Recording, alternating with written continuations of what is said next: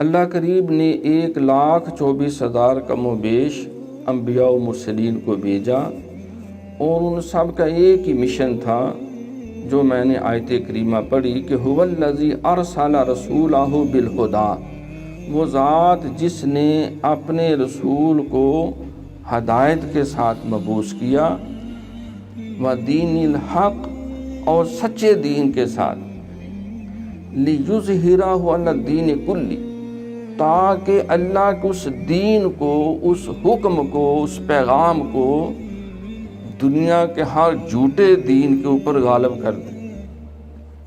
وَلَوْ كَرِهَ الْكَافِرُونَ، کافر کتنا ہی سٹپٹاتے رہیں، ایڑیاں رگڑتے رہیں، جتنے مرضی زور لگاتے رہیں، لیکن یہ مشن اللہ نے نبیوں کو سونپ دیا۔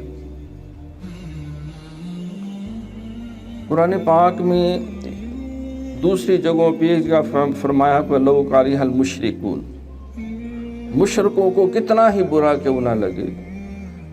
تو ہر نبی کا مشن جو ہے وہ اللہ کے حکم کو غالب کرنا ہے۔